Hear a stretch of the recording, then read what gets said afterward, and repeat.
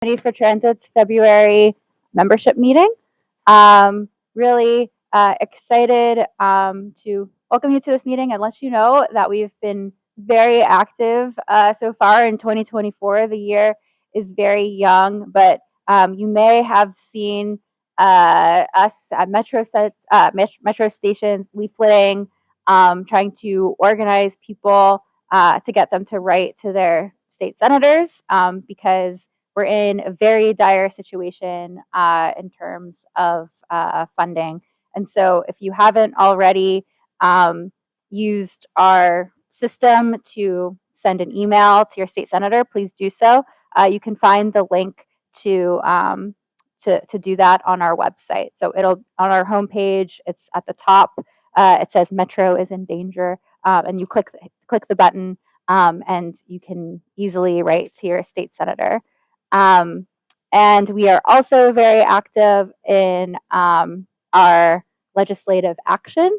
So far, we have submitted testimony for 2 bills in the Maryland General Assembly, and we have 4 drafts that are ready to go and to be submitted. So far we have 6, and we have more in the pipeline. Thank you to everyone for staying involved, and I want to recognize a few people who've been especially helpful because leafleting in the middle of the winter from 6 to 9 a.m. when it's super cold and it's dark, the sun hasn't even risen, and no one wants to talk to you. No one wants to take their hands out of their gloves to take the paper that you're holding. So I just want to recognize a few people who've been doing that. There are more who aren't at this, who are not at this meeting, and so. So I want to thank John McCaffrey.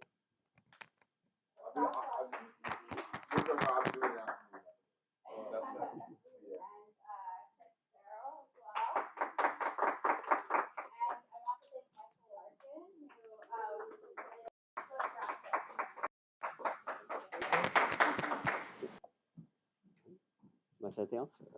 No, I realize I probably should have taken this with me. But I just want to recognize again John McCaffrey and Chris Farrell and Michael Larkin for really pulling through the past few weeks. If you're interested in helping us with our legislative action, drafting testimony on a bill, or being out in the cold to leaflet, you can talk to Lev, our organizer, and we'll get you plugged in. So we really appreciate all your help. And if you've already signed, done the action to write to your state senator, please circulate the link to family members, friends, because it's really a big push, and action is really critical now. So with that being said, Sean Emerson, who has taken on programming and luckily for us has rejoined the ACT board, will introduce our speakers. And so gonna give it away to Sean. Cool. Hey everyone, like you said, I'm Sean. I recognize many of you. Good to see you all again. ACT Programming Chair, ACT Secretary. This evening we have Joana Conklin from the Montgomery County Department of General Services and Deanna Archey from Montgomery County Department of Transportation, MCDOT. They're going to be talking about many of MCDOT's ongoing transit projects in the county. Despite the funding situation at the state level, the county has a lot of great projects that they're working on right now. Ride on Reimagined, some upcoming realignment related to that. We have some new Ride on Extra routes in the works, kind of the Rockville, Gatesburg area. And of course, you have Bus Rapid Transit and some other projects like Ride on Flex. So thank you, Joanna and Deanna, for being here tonight. Really appreciate it. And without further ado, I welcome you all to come on up and we can hear about MCDOT's latest work. Thank you. Just like holding it.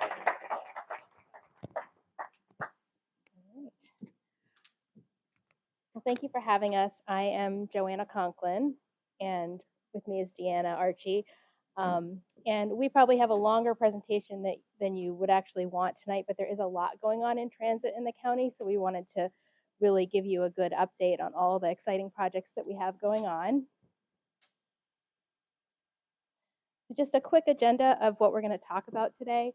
We're going to start out with some of the ride-on projects that are going on. So Ride-on Reimagine is a network redesign that Deanna's been leading and has been going on for probably about a year and a half or so now. So she'll give an update on where things stand with that project. Also an update on the Ride-on Flex, which some of you may have seen. That is Ride-on's on-demand service in 2 zones in Glenmont and Rockville that has been, actually it's been in service for a while, and we're looking to potentially expand that service. The Great Seneca Transit Network is the new Ride-on Extra that Sean mentioned. This is a new series of routes that is going to be opening in the Rockville and Gaithersburg area, connecting from Shady Grove Metro Rail Station to the Life Sciences Center in Rockville and Gaithersburg. So that should be opening this summer, and that's a very exciting project for us. I'll then talk a little bit about the Bus Priority Project, which has funded things like the red lanes that some of you may have seen on University Boulevard. That's a project that we just started a couple of years ago, and I'll talk a little bit about that, and then we'll go through BRT, our zero-emission bus transition very briefly, and we're also working on a new bus operations and maintenance facility, so I'll touch on that. So I'm going to hand it over to Deanna, who's going to start first with the ride-on projects, and then I'll come on to talk about BRT.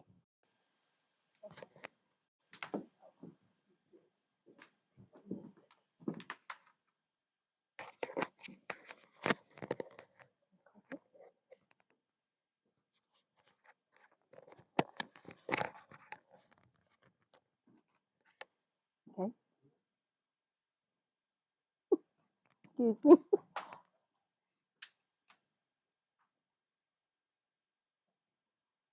Okay, good evening. Thank you all so much for inviting us to come and speak to update you on some of our major projects.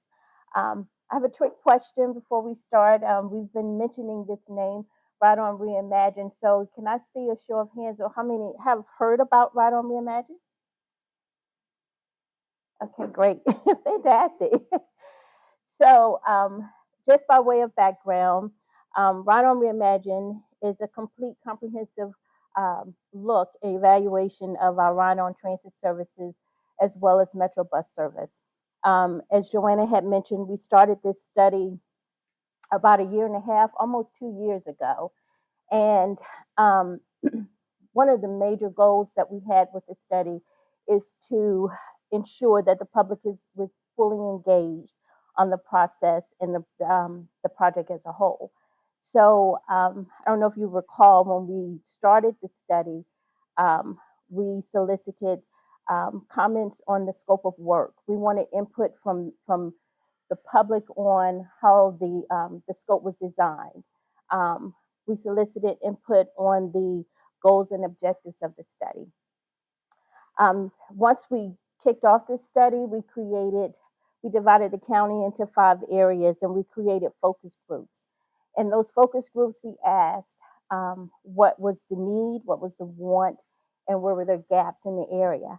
And from that input and a number of other initiatives that we had, it helped to form the foundation of reimagining Ride-on. So if you would take a look at the screen on our Ride-on Reimagine page, we have posted our proposed concept or our draft concept plan. If you visit the website, this first screen that you will see is a view of all of the concepts that we're proposing for the Ride-on Reimagine. It also gives you the ability to click on and off if there are landmarks or metro stations that you want to see and particular routes as it relates to maybe where you live, where you work. You can get a screenshot of that. And then it allows you to look at the existing services to my left, but on the screen to the right, as all of the existing service, the ride-on services as well as Metro bus services. To the right of the screen are the proposed changes that will be part of this Ride-on, reimagining Ride-on. One of the highlights I wanted to mention is the classification of routes. So there may be routes that you'll see that start with the series of 200 series. And so we created this 200 series so that you would know it's more of a classification of routes. So we have routes that only operate in the morning and in the evening, the AM and PM. So these series of routes that start with the 200, it gives you those would be our commuter routes, those AM and PM routes. You may see routes that originate with the 100 series, and those are like our express routes, our limited stop services. And then you may see routes that start with the 900 series, and those are our flex services. So as we talk about our flex service, in the Ride On Reimagine, today we have two routes. One is in the Rockwood area, the other is in the Wheaton and Glenmont area. In this plan, we are expanding our flex service to cover the entire county. So we're going from two routes that we have today to an estimated 16 routes. Now, these won't all occur at one time. This plan will be divided into phases. So as different developments occur, as different plans come into play, as Joanna will mention to you, will talk to you about the BRT, as those come online, then the fixed route service would adjust to those new developments. Some of the what we have with the flex service today is a defined zone, and so the bus will operate in that zone. In certain areas like Poolsville that are more isolated, we'll have the service that will operate more of a fixed route, and then when it gets into that area, will function as a flex service in a defined area.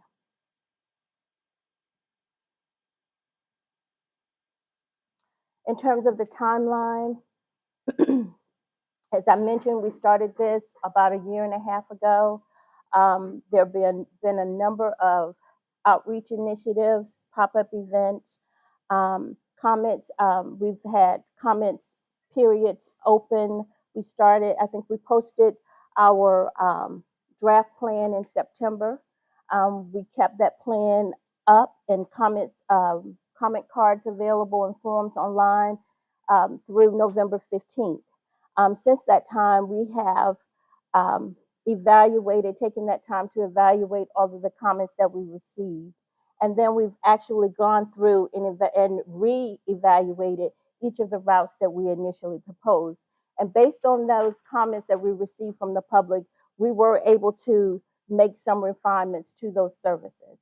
So you will notice when we get to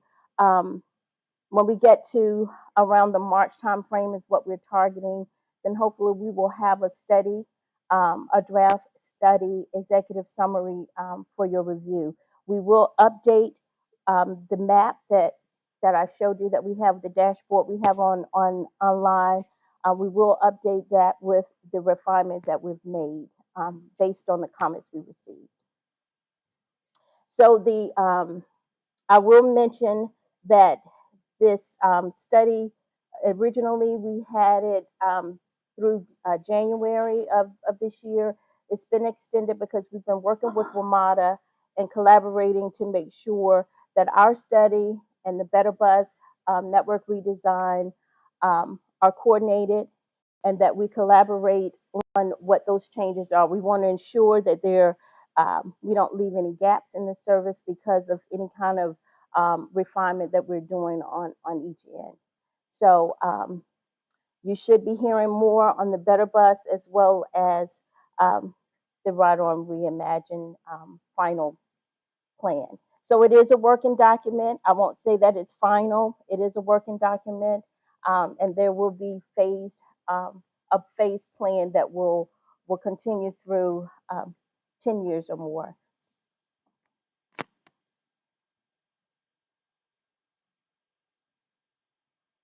Did we want to ask questions now or at the end? Okay.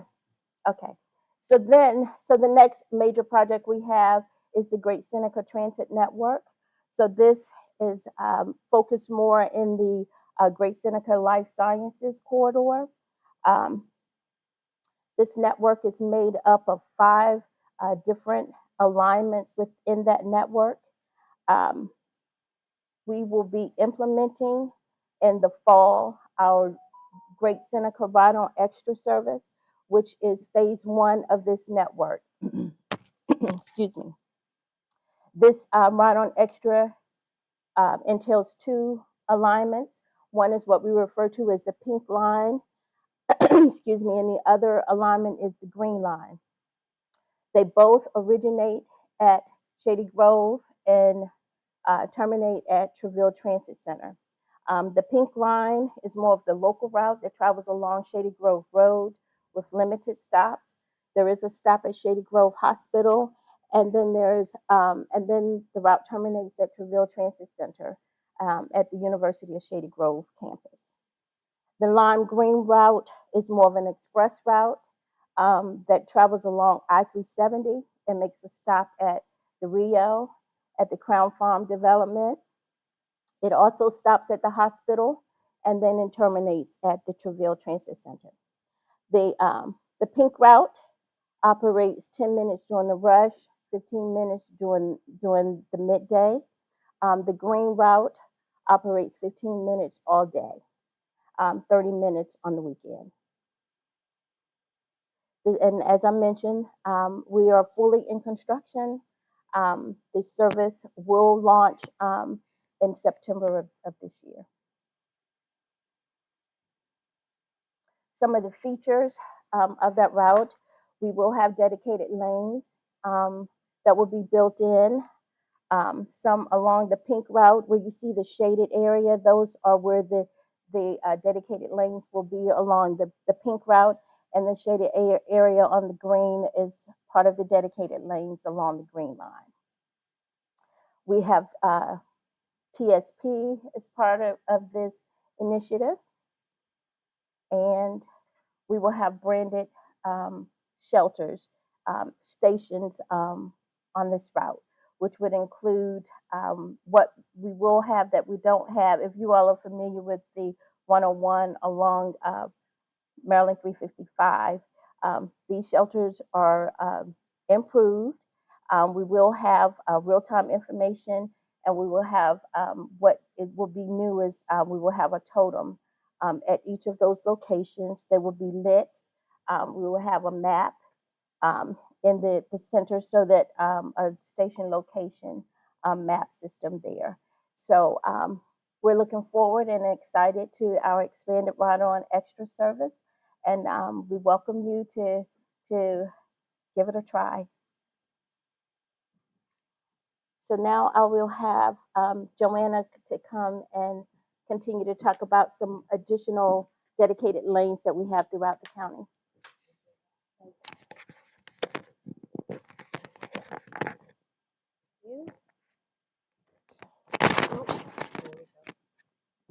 I don't think I turned it off.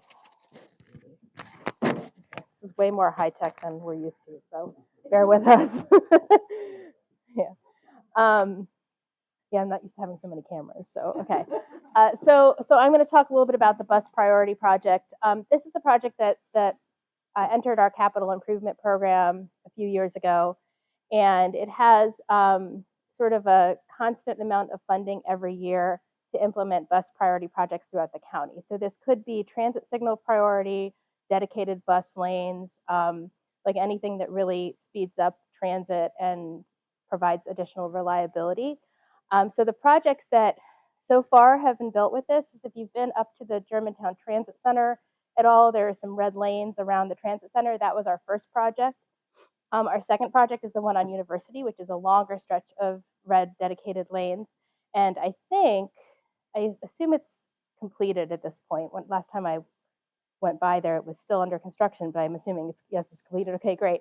So that's very exciting because that's a corridor that has a lot of buses on it. So it's really nice to have that, dedicated space for the buses.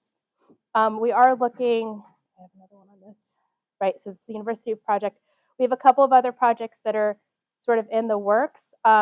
We've been looking at Beers Mill Road. We are doing a bus rapid transit on Beers Mill, but there's a section that we don't have dedicated lanes in our project for the BRT right by the Wheaton Metro Rail Station. We were looking at adding some additional red lanes in that area. We're working with the state on that one. And there's a project that Metro has been leading on Georgia Avenue, right down here in Silver Spring, to look at adding dedicated, basically taking a lane from general purpose traffic to give to buses during the peak periods. So I think that study's wrapping up, but neither of those right now is funded for construction yet. But as we get more money in the capital program, hopefully we'll be able to implement those as well. So as I mentioned, we have a certain amount of money. It has been $500,000 a year. It sounds like a lot of money, but really we're finding red paint is actually a lot more expensive than you would think. It's not like common red paint. It has to be retroreflective, so there's a lot of, we're using all the funding, but we are kind of gated in terms of how quickly we can do these projects based on the level of funding that we have available. So bus rapid transit, this is my program. So I've been working on this program for almost 10 years, about 9.5 years now at the county. The concept really, it started many, many years ago and was solidified in 2013 in a master plan that the county council approved called the Countywide Transit Corridors Functional Master Plan. Try saying that 5 times quickly. But that really defined what the corridors would be in the county, where we might consider dedicated lanes, and it really set the roadmap for us going forward into implementing the system. So it includes a network of 10 BRT routes throughout the county, and over the last 10 years, we've been going through, and they're in different stages of development. So I probably don't need to go over this too much with this group, but generally, sometimes we have folks that don't really know what BRT is, so I'll go through this quickly. Some of the benefits of BRT, faster travel, frequent service, fewer stops. So it is a limited stop service. We try to get as much dedicated lanes as we can. We are actually working on trying to get additional dedicated lanes on the US 29 Flash, which many of you hopefully have seen. We're in design right now on that project. So you've seen the Flash stations on 29. That is the prototype. We are making some improvements for the one that's going to go on Beers Mill Road. We're trying to increase the size of the shelters, so to add a little bit more, rain protection and a few other adjustments based on what we've learned on 29. But generally, that is the look and feel of what you will see along the network. Transit signal priority, which we talked about with the Great Seneca as well. Bike ped improvements. I'll talk a little bit more about that on the Veers Mill project, about some exciting things we're doing there. Off-board fare collection. So if you go to the Flash stations, you'll see that there's prepayment kiosks to pay before you board. So there are no fare boxes on Flash buses because we're asking everybody to pay before they get on so that we can speed up that process and we can open all 3 doors, not just have people go in the front door. It's also nice because it limits the interaction between the customers and drivers, which disputes over fares are actually one of the largest reasons that we have issues between customers and drivers, and so this provides just one less sort of point that can be an issue with our drivers. So this is, I don't know if folks have seen this yet. We did this map a few months ago, and it's been up on our website. But this is the network of BRT routes. So you can see that I think there's 10 of them. It depends. Sometimes some of them are divided into north and south, but it generally shows how ultimately when we build this out, it will be an entire network of routes throughout the whole county. So you'll really be able to get much more easily from place to place within the county. So our first Flash route, our BRT is called Flash. The first route was on US 29, opened in October of 2020. It connects from Burtonsville down to Silver Spring along 29, and also there's a route that goes over on Lockwood Drive. So it's frequent all-day service. I'm sure you've seen the stations. In the northern portion of the corridor, we use the bus on shoulder that was already existing on this corridor, but we are looking to add additional dedicated lanes south of there. We are also looking at extending the service to Howard County. So we've been working really closely with Howard County. They now have a project going on to build 3 stations, starting at the Columbia Mall, and we received a federal earmark to purchase the vehicles. So we're hoping by 2025, 2026, we will be able to start going up to Howard County, which is very exciting. So this just gives you an overview of the projects that we currently have in some level of planning, design, construction. Actually, we don't have any in construction right now, but we will soon. So the one that is moving the most quickly right now is on Veers Mill Road. That one is in design. It's actually at 65% design, so it's moving along pretty quickly. We anticipate completing design by this summer and hopefully moving that into construction pretty quickly. We are also studying Maryland 355, which is also in design. The second phase of Flash on 29, which I mentioned already. And then we have two projects that are in planning stage. New Hampshire Avenue BRT, which is also in this part of the county, and then the North Bethesda Transitway, which is in, used to be called Rockville, North Bethesda, sort of between the Montgomery Mall and the North Bethesda metro station. I noticed this still says White Flint, actually. It should say North Bethesda, sorry. We didn't update all our maps. All right, so US 29 Flash Phase 2, this is just a schematic that shows you essentially what we're trying to do. But the red areas are a single median bus lane that would be directional according to the peak travel directions, so southbound in the morning, northbound in the afternoon. The pink lanes is a small section of dual busway where you'll actually have the buses in dedicated lanes going on both directions. And then the bus on shoulder, I guess there's some additional bus on shoulder lanes as well. Then the northern portion of the corridor is already bus on shoulder. To just give you a sense of where this project is, the total estimated cost of the project is about $130 million, although I will say that these costs change as we move projects along into design. We currently have $9.5 million to complete the preliminary design. So once that is complete, we're hoping that we will then be able to secure funding for final design and construction.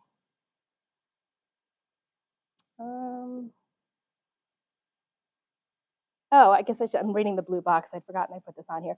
Okay, so I will just mention this because it might be of interest to you guys. If you've ridden that line up to the Burtonsville Park and Ride lot, up at the right before you get into Howard County, there's a big county-owned park and ride lot that the county has been working with the developer to do a transit-oriented joint development on that lot. So that I think the agreement is actually already signed, so hopefully that project will move forward. We will still get some dedicated parking for the BRT, so it still will remain a park and ride facility, but it'll be structured parking with development all around it. So that's a very exciting project as well. Okay, Veers Mill Road BRT. This is about a 7 to 8 mile corridor between Wheaton and the Montgomery College in Rockville.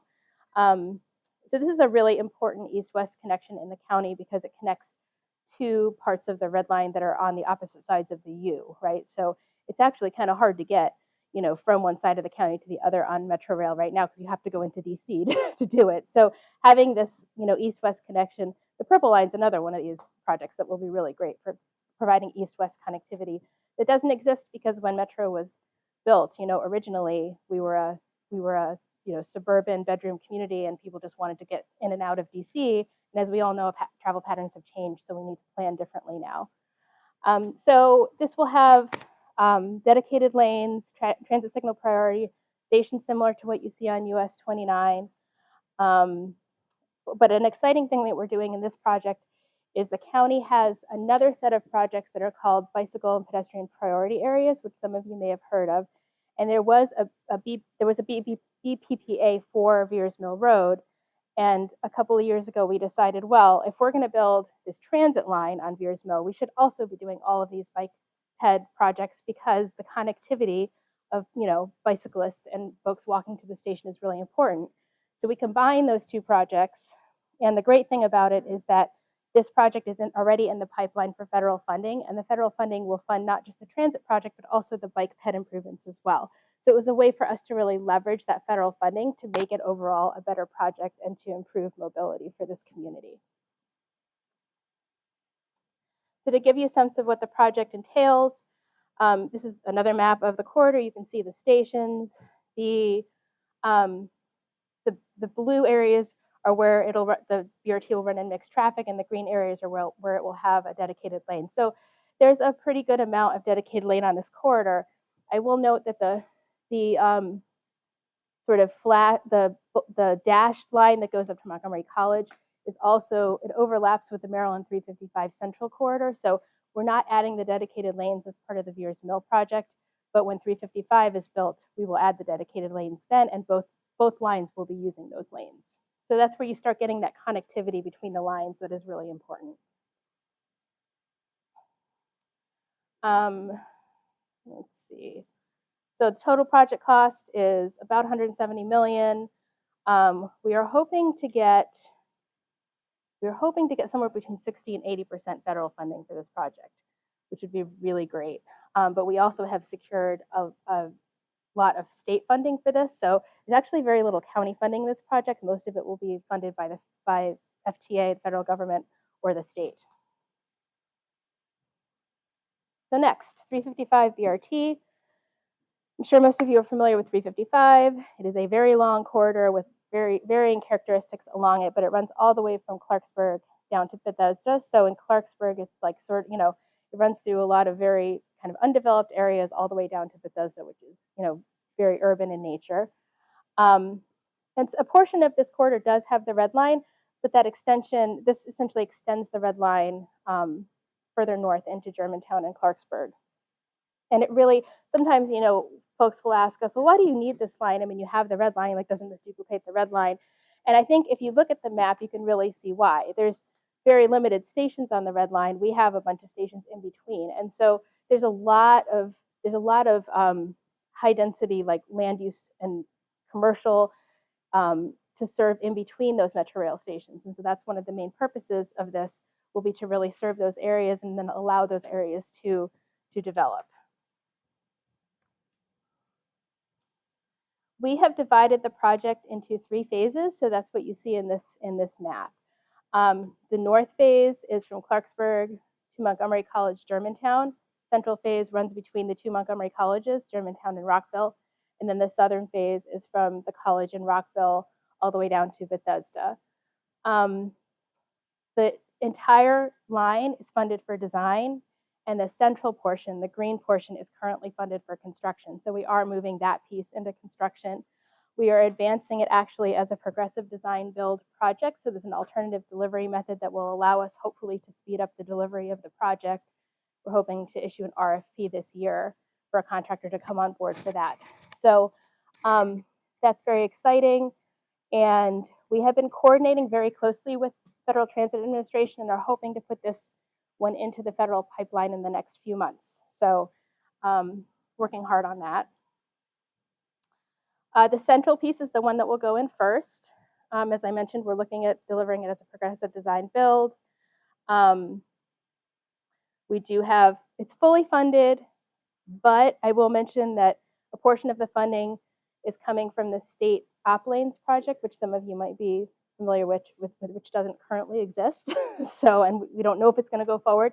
So we want to move this project forward. So we're looking at other ways that we can fill that gap if it turns out that we're not able to get that money from the state. Okay, so New Hampshire Avenue. This one is currently in study and connects from Colesville all the way down to DC. In the master plan, this project only goes to the DC line, but we all know that that doesn't make any sense, and no one's just going to stop at the DC line. So when we started this study, one of the first things we looked at was what should the terminal location be, and we determined that it should be Fort Totten. So this line will go all the way down into Fort Totten, and we are coordinating with the district as well as Prince George's County, because a portion of the line runs through Prince George's County. So this is a really complicated one for us because there's 3 jurisdictions that we're working with. So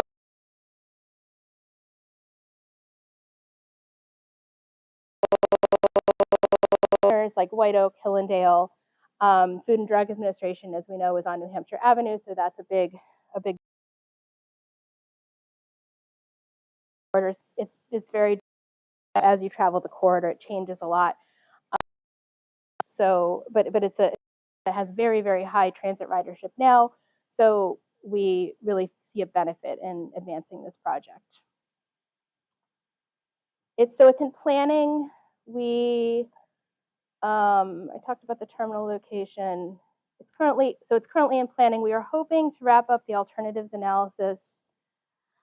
Oh, I'm going to say we were hoping to have it done by now, but it's taken a little bit longer than we anticipated. So it maybe in the next couple months, and then we would go to council for a recommended alternative. And there have been public meetings happening for this project, so I don't know if any of you have participated, but we've been reviewing alternatives. There will be one soon that'll start talking about the different metrics for the different alternatives. So if you're interested, certainly go to our website and sign up. We have a mailing list where you can sign up to get information about this and all of our projects. North Bethesda Transitway. This is another one that's in planning. This is a really short connector that just runs from the North Bethesda Metro Station to the Montgomery Mall. We initially, in the initial part of the study, the master plan actually has two different alignments, one that goes to North Bethesda and one that goes to Grosvenor. You can see that in the dotted lines. And one of the early action items on our list was to figure out what the terminal location should be. And we determined it should be North Bethesda because that is where all the development is happening, and that is really the alignment that made sense. So that is the one that we're currently advancing. It doesn't mean that we won't put transit on the other corridor. It's just that the BRT will be on Old Georgetown. So we've been looking at different alternatives for this, and this one should be wrapping up around the same time as New Hampshire, so in the next couple of months.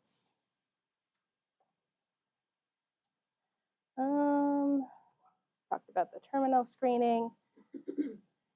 I'll just mention, in addition to that sort of northern eastern terminal location, we've also been looking at the master plan has this terminating at the mall, but there is also some apartment development to the west of the mall that we feel like it might be good to. It generates a lot of transit ridership, so we're looking at potentially extending the service over to that location as well in the alternatives analysis. So I know we're not in summer, so this is a little bit outdated, but we are still actually analyzing the alternatives. We're probably like 3 months or so off of this schedule, but we'll be wrapping it up soon. So quickly, I won't talk too much about this because it isn't my project, but I'll still talk about it anyway. So the county has passed a climate action plan that has very aggressive climate action goals, particularly as it relates to vehicle emissions, which, as we all know, transportation is one of the biggest emitters of air pollution. And so the goal in the climate action plan is to have a complete transition to zero emission bus fleet by 2035 and an 80% transition by 2027, which is only 3 years off. So it's a super aggressive goal, and we have been looking at how we can accomplish that. It's not as easy as just buying electric buses or we're actually looking at hydrogen fuel cell buses at all. You also need all the infrastructure that goes along with being able to charge and fuel those vehicles. So, and train your mechanics on how to take care of electric vehicles rather than diesel buses. So there's a lot that goes into it, but we've been looking at how we can hit those goals, particularly the 100% by 2035. So that study should be wrapping up very quickly. It has a number of, basically a roadmap of what DOT and DGS, which is my department, we maintain the fleet, what we need to do to hit the climate action goal. And then along with that and related is the fact that we will need a new transit depot somewhere in the county. So this is driven by a few things. One is that we are expanding our fleet as we add services like Great Seneca, Transit Network, Ride On Extra, and Flex Service, and BRT. We are going to see an expansion of our fleet, and we need more facilities. The county runs some of our fleet out of a leased facility on Maryland 355 that will not allow us to transition to zero emission and can only accommodate small buses. So we're going to need to get out of that facility and move all those buses, about 60 buses or so in that facility that need to be moved over to another facility. And just our general need to have infrastructure to meet our zero emission goals requires us to have a new facility as well. So we're working on this. These types of projects take some time, but we're hoping that we can move it along, and it's unfunded as well. So this is going to be a big funding need for us as well that we're hoping we can get some federal funding for. So that's it. I'm sure there's questions. So I'm going to actually close that so people can see us. Thank you so much to you both. I was so excited to recognize our volunteers and get started with the amazing talk that we just heard. That we skipped what we normally do, which is go around the room and say like our names and where we're from. So if we could do that, and then if you have a question, you can ask your question after you introduce yourself. That would be awesome. Hello, my name is Jeff Wihara. I'm into people movers, and I did a study a long time ago, not long ago, but it was about I studied bus rapid transit, and what I discovered was the best systems, bus rapid transits, were the ones that had zoning and made it really an intense kind of a way to enhance what the bus rapid transit is trying to do. But I don't see that happening in the county, where we're trying to really enhance what's going on at all these stations. I saw a little bit in there about maybe it's going to happen, but the best systems really jump right in and use the opportunity to create zones around these stations. Are we going to do that? So can I respond, or do you want to continue with your? Okay. Okay. So I will start by saying that is not us, because the zoning is handled by the planning department, which is actually not part of the executive branch of government. But I will respond to it anyway. So planning has been thinking about this and working on it. There's Thrive 2050, is it 2050? That was approved fairly recently, in the last couple of years, really looks at corridors in the county, and essentially trying to really consolidate development around those corridors, particularly the bus rapid transit corridors. So it is something that they're looking at. I know there's also currently a zoning text amendment with council that would allow development around transit stations to not have to build parking. So that, I think, is a really, the nexus between parking and transit is really important. So I do think that council and the county council and the planning staff and the planning board are really thinking about that. It's not something that happens overnight, but it's definitely something that's being given consideration.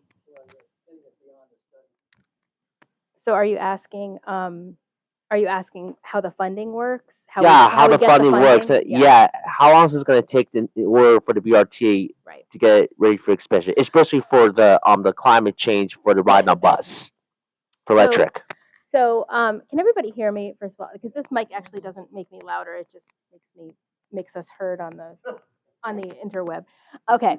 So the good news is Veers Mill and the central portion of 355 are funded for construction. So the plan is to have Veers Mill built by like 2027, 2028, and 355 Central's like not that far behind that. It's 2028 or so, 2029. The rest of the lines are not funded, but I mean, we're actively looking at sources of funding. I will say the federal government is, like most of these types of systems around the country, have federal funding. So we are actively pursuing the federal funding, but you always need local funding to match it. It doesn't pay 100%. The feds don't pay 100%. So we've been fortunate to get a pretty good amount of funding from the state. There's a new funding source coming from the state that is going to give us a regular stream of funding. We can bond that. So that's going to push our program forward. But I know the county executive is also thinking about what are other ways that we can raise county funds to support these projects. Oh, I see. Well, thank you, but looking forward to it. Thanks. Can you do the introductions around? Okay, yeah, Did you sure. introduce? Oh, you. Yeah, I already did. Yeah. I'm Sean Robertson on the ACT board from between the L8 and the 33 in Kensington. I'm Chris Farrell. I live in Kent Mills, served by routes 8, 9, and 31. Also on the ACT board. Awesome. Hi, I'm John McCaffrey, founder and president of Crosswalks BCC, a youth-led organization to promote urbanism and non-car dependency in youth circles. I guess if you want, we're gonna do routes. Right near the J2. That's my daily right there. I have some questions. I don't know, people who can more effectively answer it can take it. Do you guys want to finish the introductions first and then do the Yeah, questions? Otherwise we will yeah. never get through the introduction. I'm passing you. Why don't we do that and we'll go back and Yeah. But I Andrew, I will say this is the only Andrew meeting I've Dashner, ever been Silver to where Spring. people introduce themselves by route, which is awesome. I know, it's Right? It's awesome. Uh, I'm sorry, I didn't catch your name, sir. I overtalked you. I'm sorry.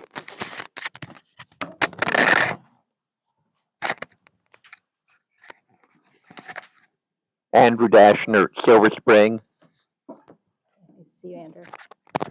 Jordan Day, grew up in Bethesda on the T2, and now I'm in downtown Silver Spring, which is about 30 routes or so. Getting Too an many to ending name, there. right? I'm Ross Capon, co-founder of ACT and regular rider on the Ride on 30, which I wonder if it's going to still exist. Hi, I'm Jacob Goodman. I am an active member here in ACT, and I am even in the process of starting my own transit advocacy nonprofit, not to, but just like in general to advocate more for other things as well, because we all need to spread out resources and like have more people doing more stuff too. But I'm from Well, I've been splitting my time between my mom's house in Gaithersburg and my dad's house in Rockville. In Gaithersburg, I'm close to the 76, 74, and 74. In Rockville, in the part of Rockville I'm in, I'm close, right next to the 45 and near the 56 and 43. I'm also near the 56 in Gaithersburg. I do have a series of questions I want to ask, but I'm going to hold those for later. I think you live near me because the 45 is also my route. So I'm in Falls Grove. so am I. I live in Falls Grove also. So My name is Tim Goodfellow. I'm a member of the TAME Coalition, and TAME represents transit alternatives to the Mid-County Highway Extended. Graham Reed, Silver Spring. Hi, Carrie Kasicki, Silver Spring. Phil Ferlino, Silver Spring. David Carras, North Bethesda. It's my first time here. Ed Barron, Silver Spring. Chip Clemmer, College Park. Sean Emerson, Gaithersburg, 56, 74, 76. I'm Carolyn Lampa, Silver Spring, right on 5. Don Slater, East Silver Spring, Ride on 12, 15, and 19. And I'm a member of the advisory transit advisory group to Ride on. Tina Slater, Silver Spring, right near the Dale and Wayne Purple Line station. Hi, I'm Mike Larkin, and I ride the Flash. awesome. Yay. Hi, I'm Charles from over near the Grosvenor Strathmore. I'm Chris Froome. I live in Silver Spring. Kathy Jones with ACT staff, and the 17 and 18 in downtown Silver Spring stops on my corner. And I have a question on your PowerPoint. If you can go back a few slides to that little North Bethesda connector route. I can try. There was something that showed an extension to Virginia. Oh yeah, I didn't. And I was didn't talk like, about what's that? I can talk about that. So I'm going to come up and bring the microphone up to the front for other. Okay, hold on. I can't see it without my. Is it that one? No. Do you know which slide talks about that? North Bethesda. Probably the North Bethesda at Montgomery Mall. Correct. Yeah.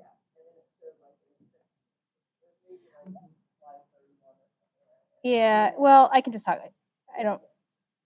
Oh, it's a right. Okay, I'll just talk about it. So, Fairfax is actually looking at starting a new route from essentially from Tyson's over to Bethesda, and we've been talking about whether that should connect in with the North Bethesda Transitway or not when we are able to build that project. What we've been finding, to be completely frank, is that the North Bethesda Transitway in and of itself doesn't perform all that well, because if you look at it, it's kind of like just this little connector, like It doesn't connect anything unless you can connect it on the east to Randolph Road and you can connect it on the west to Virginia. Then you start seeing like it really is a critical connection.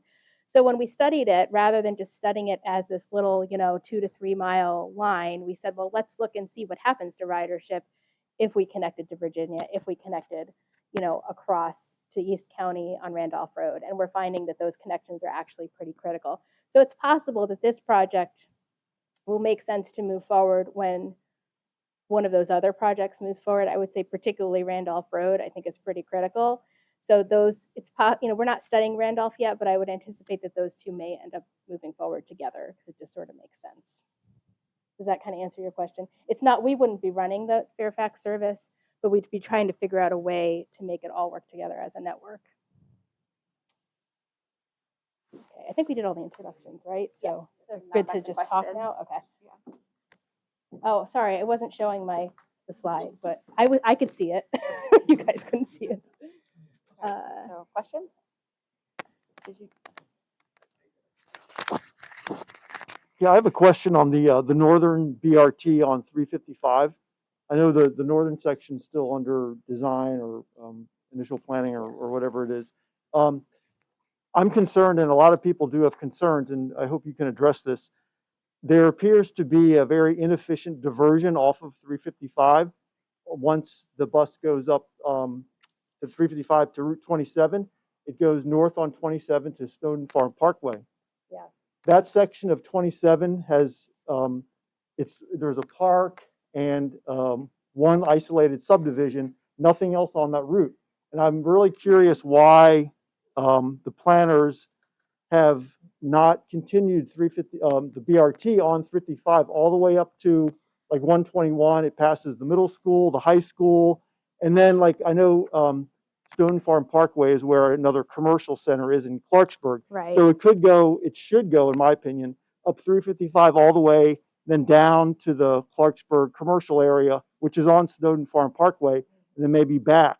It just seems very inefficient, and it's a diversion. And yeah, so if you could address that, yeah, please. I mean, we looked at, in the alternatives analysis, we looked at actually 3 alignments on that northern portion. So one stayed on 355, one went up, east where the development is happening on Snowden Farm, and then Observation Drive, which isn't actually built. And so that alignment fell off of the alternatives analysis pretty quickly because it doesn't exist. So unless you build that road, we can't run on it. And what we found is that, if you're on 355 in that northern portion, it's a 2-lane road that runs through there's not much on it. There is a high school, admittedly, but there's not much else on it. And Snowden Farm there's more roadway capacity for us to run the BRT on it. And it seemed to be where a lot of the development is happening in Clarksburg.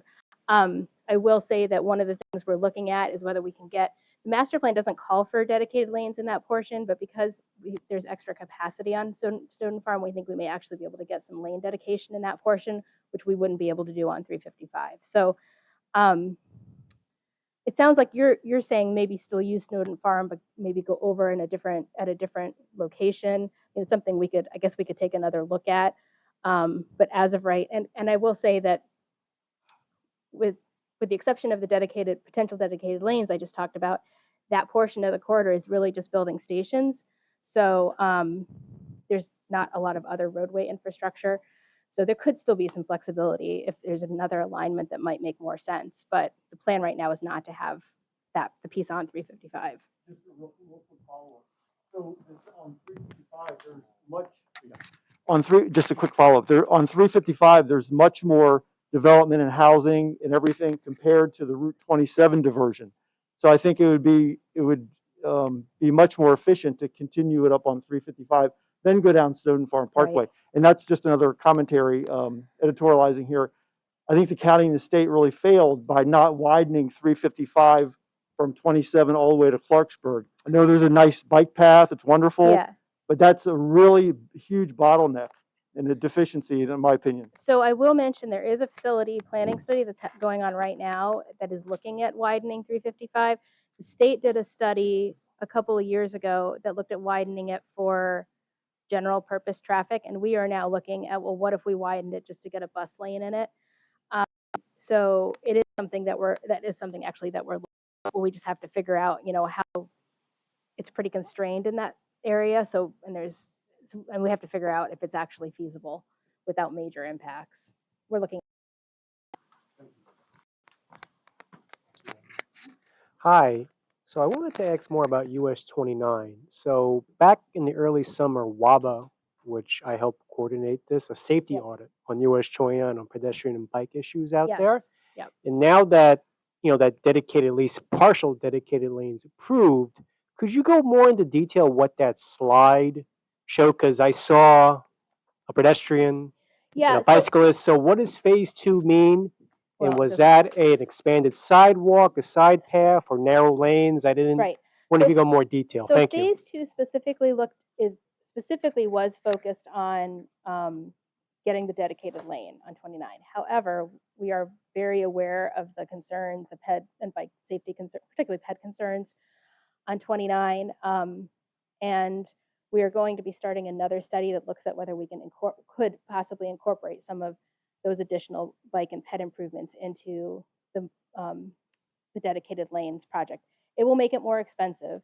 And one of the big issues really is right-of-way. Like there's just not a lot of space available on 29 to get everything in that you want to get in, right? And we're looking at it. What we'll probably do is we will cost that element of it separately just to understand how much it would increase the cost of the project, and then figure out, much like we did on Veers Mill when we originally had a separate pedestrian and bike project, and then figure out if we can start working some of those improvements into the project. Have you talked to Montgomery Parks about the right of way? Because they have a significant, I would think they have a significant amount of right of way where the park is. And our cost estimates, I could swear someone from WABA sent an email to the Corey Pitts asking for cost He's estimates. the one who actually works on these projects. Are those cost estimates ready?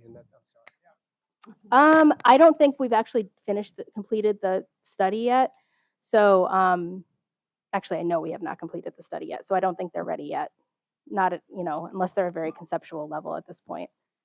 And yeah, there may be room, space by the park. I will mention that parks from a federal, so we are hoping to put this project into the federal pipeline. It's not a new BRT project, but we've talked to FTA and they've told us it qualifies as a system expansion project.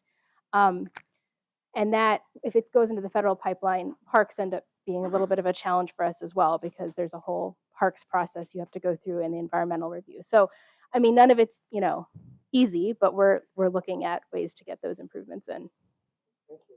Yep. Do you want to call? Okay.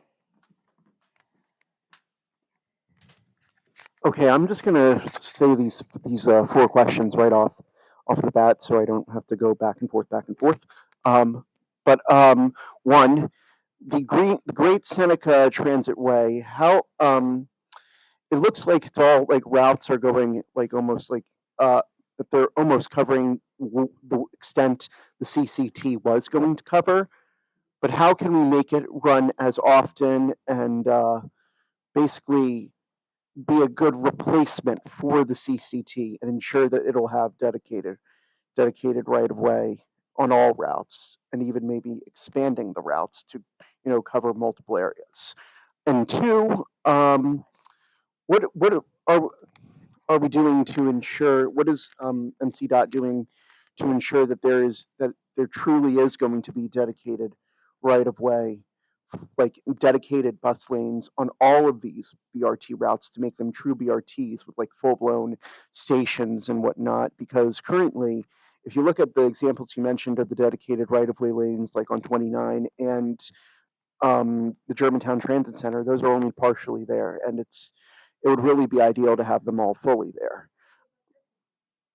Okay. All right. We won't remember them. Giving us too much credit. So to address the Great Seneca dedicated lanes or the expansion, I think that was your question about expanding. So as I had mentioned, there is a network of services in the Great Seneca corridor.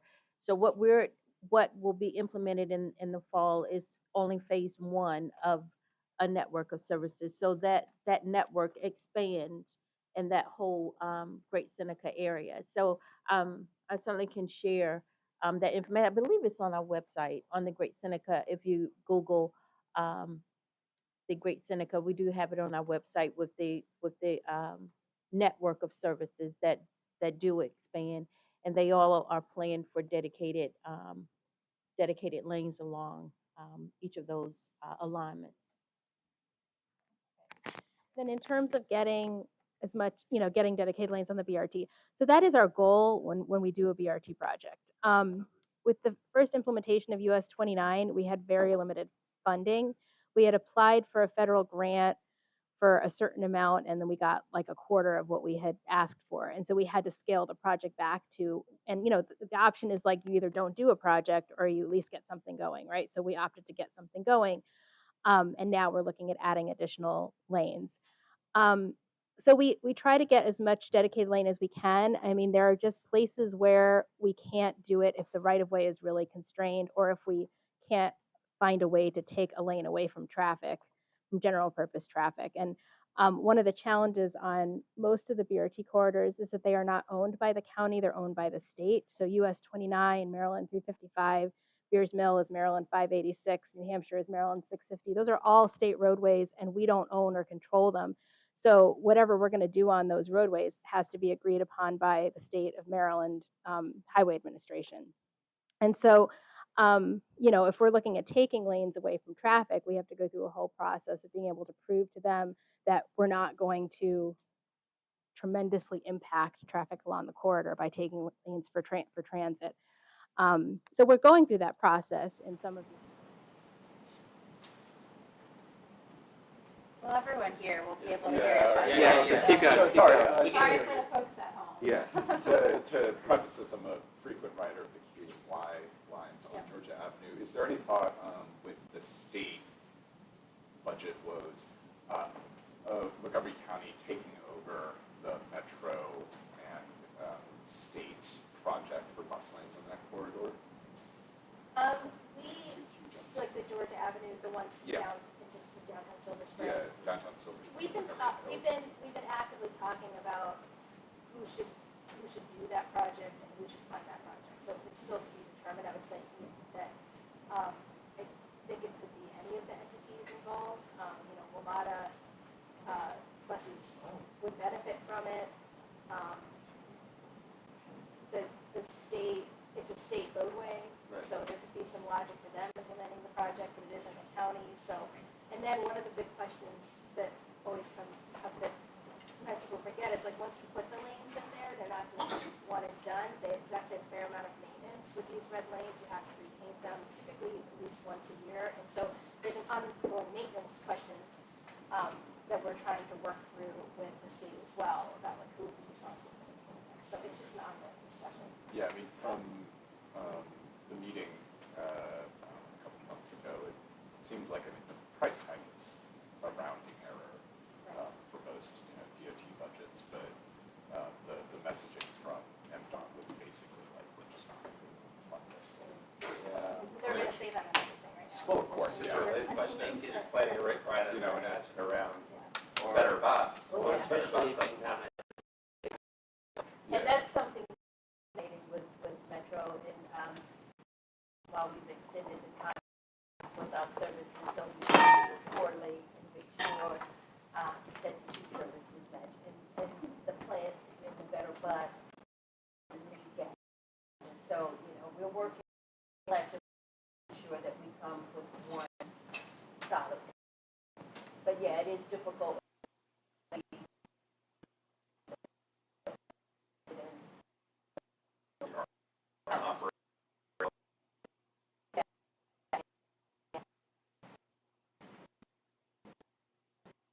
You talk about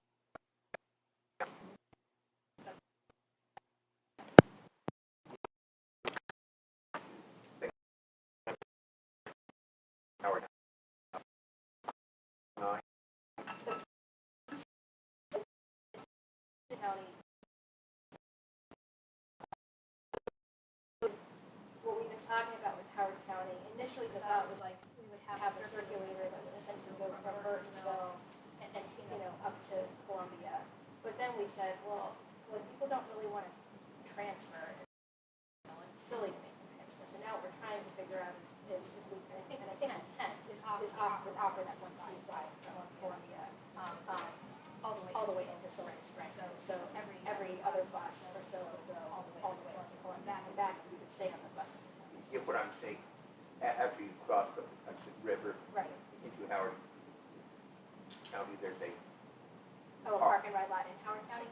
So there are 3 stations. I don't think they are planning for the buses to stop there. Their 3 stations are Columbia Mall, which is where their transit Columbia. It's a small transit center, but it's a transit center. And then the Johns Hopkins Applied Physics Lab, and what's the name of the community? It's escaping me right now. Maplewood?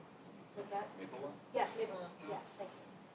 Those are like the 3 stops that they are currently working on. So at this time, and that's really kind of up to them because they're building the stops, and we're not going to build stops in Howard County, so it's really up to them where they want to stop it, and if Howard County determines the stops.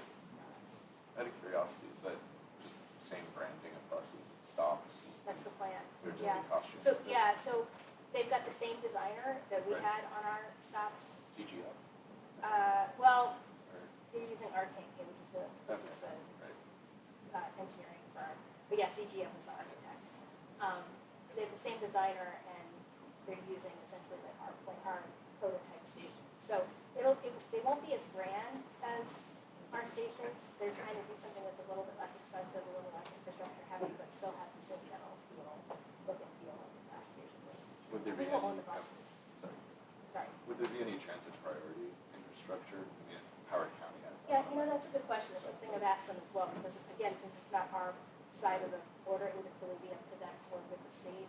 But it to try still to get would that. But affect, frequencies on yeah, our I side. mean, it would be great if we could get it. Yeah, sure. Yeah. I'm sorry, one last little thing.